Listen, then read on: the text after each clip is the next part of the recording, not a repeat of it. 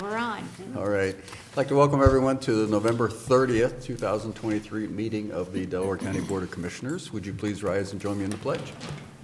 I pledge allegiance to the flag of the United States of America and to the republic for which it stands, one nation, under God, indivisible, with liberty and justice for all. Okay, thank you. I'm Jeff Benton, President of the Board this year. To my left is Vice President and fellow Commissioner Gary Merrill. To my right is fellow Commissioner Barb Lewis. To my left, Tracy Davies, our County Administrator, Dawn Houston, our Deputy Administrator, and Eric Hostetler, our other Deputy Administrator and General Counsel. Our clerks, Brandy Wilson and Jennifer Walraven. We can begin. Resolution number 23-1024, in the matter of approving the electronic record of proceedings from regular meeting held November 27th, 2023. So moved. Second. Discussion? Vote? Vote on motion 23-1024. Mrs. Lewis? Aye. Mr. Merrill? Aye. Mr. Benton? Aye. We do not have any public comment today. That brings us to item number 3, resolution number 23-1025, in the matter of approving purchase orders and in-house certificates and payments of warrants in batch number CM APR 1129 and memo transfers in batch number MT APR 1129. So moved. Second. Discussion? Vote? Vote on motion 23-1025. Mr. Merrill? Aye. Mrs. Lewis? Aye. Mr. Benton? Aye. Resolution number 23-1026, in the matter of accepting the award for the Victims of Crime and State Victims Assistance Grants for Victim Services. So moved. Second. Discussion? Good morning, Commissioners. I'm Nicole Ford with the Delaware County Prosecutor's Office. The Victim Services Unit in the Delaware County Prosecutor's Office has once again been awarded the Victims of Crime Act and State Victims Assistance Act grants. These grants allow us to continue serving our victims of crime and Delaware County community. It partially funds our Victims Director, Trish Wright, and our Victims Assistant, Megan Powell, Meg Dillman, and Caitlin Grow. All of these positions are extremely vital to our division and Delaware County. They continue to support victims of crime as well as uphold the law by statute and to provide victims assistance. We have been awarded $81,832.50, which includes a local match by the Commissioners of $15,945.29. The grant period began on October 1st of 2023 and will conclude on September 30th of 2024, and we will have the opportunity to renew again in 2024. Okay. Questions, comments? Vote, Jennifer? Vote on motion 23-1026. Mr. Benton? Aye. Mr. Merrill? Aye. Mrs. Lewis? Aye. Thank you. Resolution number Thanks. 23-1027, in the matter of approving the amended agreement by and between the Board of Delaware County Commissioners, the Delaware County Prosecuting Attorney, Delaware County Juvenile Court, Delaware County Common Pleas Court, Delaware County Domestic Relations, and West Publishing Corporation, a Thomas Rutter's license agreement. So moved. Second. Discussion? On behalf of the Common Pleas Court, Juvenile Probate Court, Domestic Relations Court, and our office, the Delaware County Prosecutor's Office, we are requesting approval to amend our current West contract. West provides all of our online legal research, and we need additional attorney licenses. Okay. Comments, questions? Vote, please. Vote on motion 23-1027. Mrs. Lewis? Aye. Mr. Benton? Aye. Mr. Merrill? Aye. Thank you, Commissioners. Thanks, Thank Nicole. you, Nicole. Resolution number 23-1028, in the matter of declaring a public purpose and authorizing the use of Delaware County funds for the purchase of coffee, meals, refreshments, and other amenities. So moved. Second. Discussion? Good morning, Commissioners. Justin Abe, Director of Finance. This request would certify that specific appropriations allocated in the 2024 budget for food and refreshments are designated as having a proper public purpose. Okay. Questions, comments? Vote, please. Vote on motion 23-1028. Mr. Benton? Aye. Mrs. Lewis? Aye. Mr. Merrill? Aye. We Thank have you. a few minutes before we may start our 9:45 hearing, so we can go to our next resolution. Resolution number 23-1029, in the matter of appointing a member to the Delaware County Public Defender Commission. So moved. Second. Discussion? Good morning, Commissioners. Jane Hawes, Director of Communications.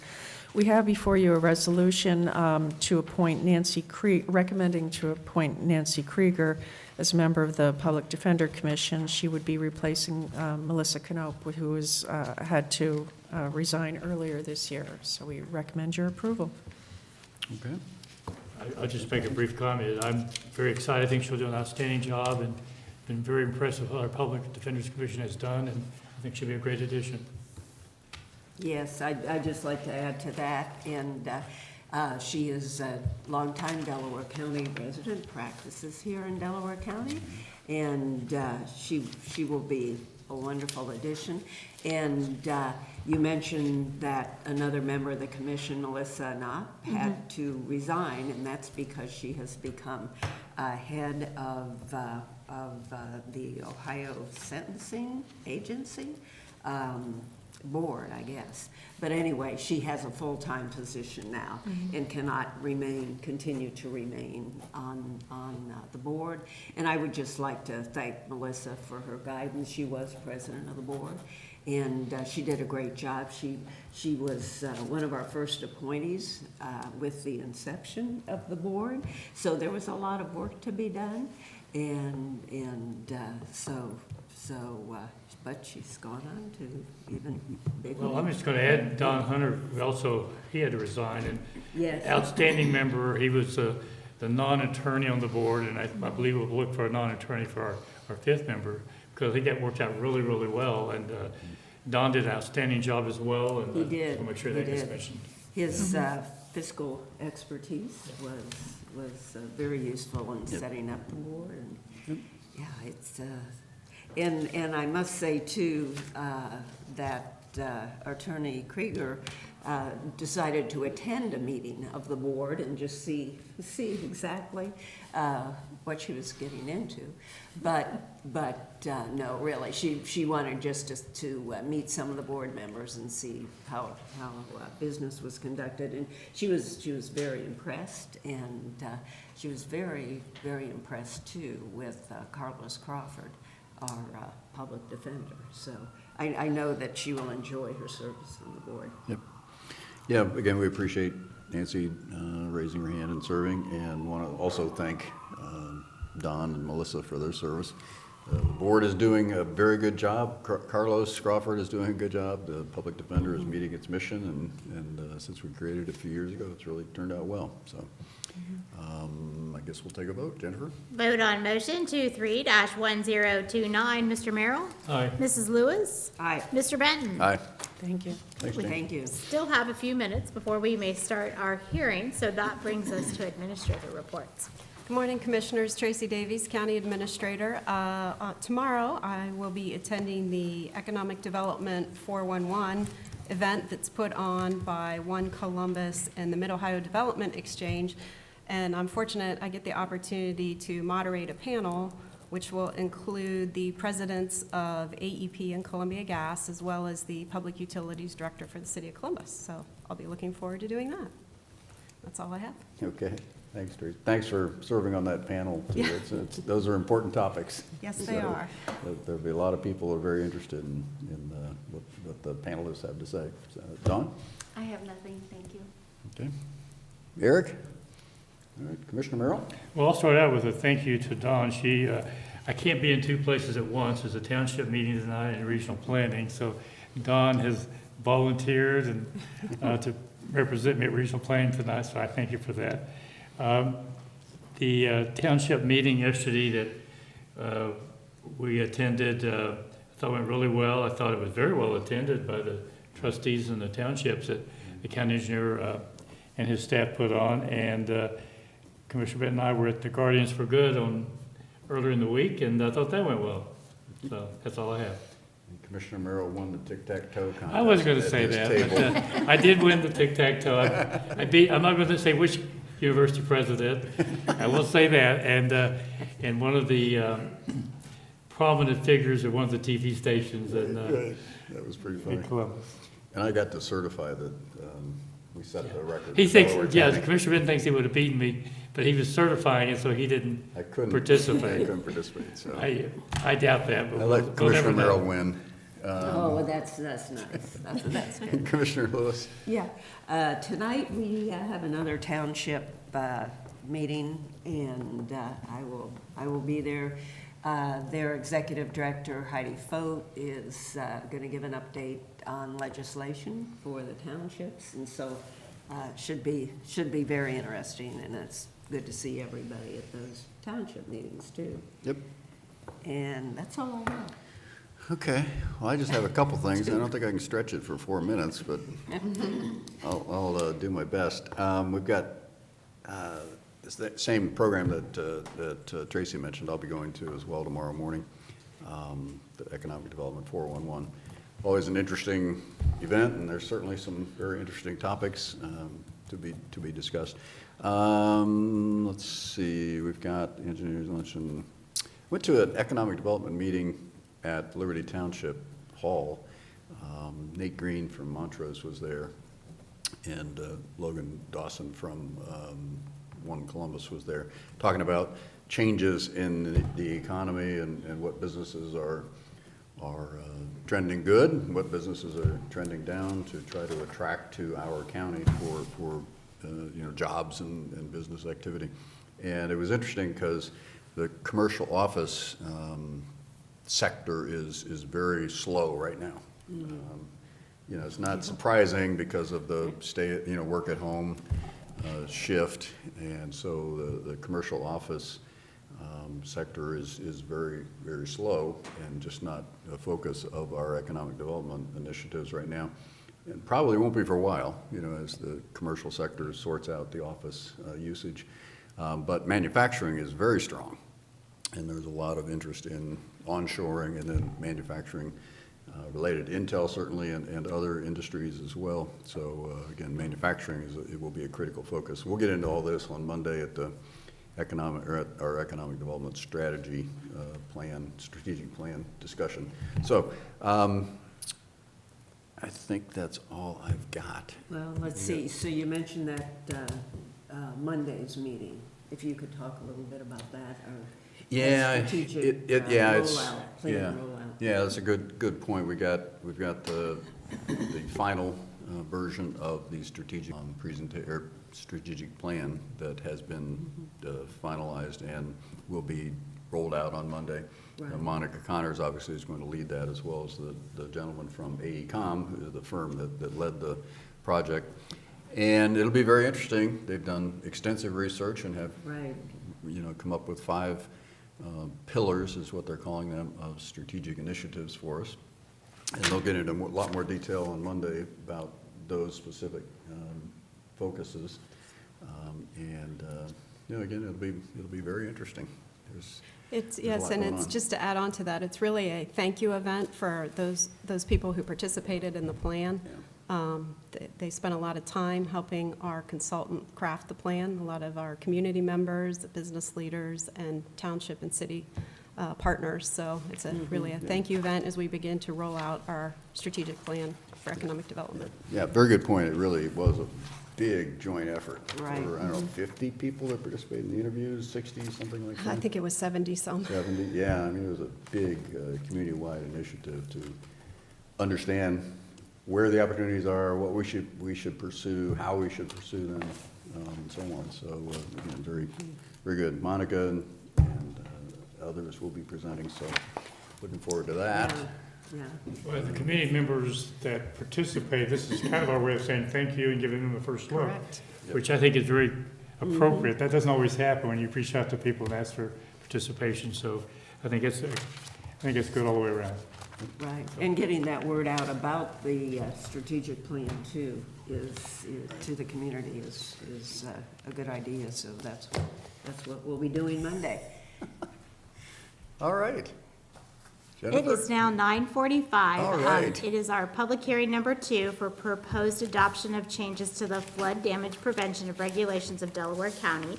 So we are just noting our time is starting on time.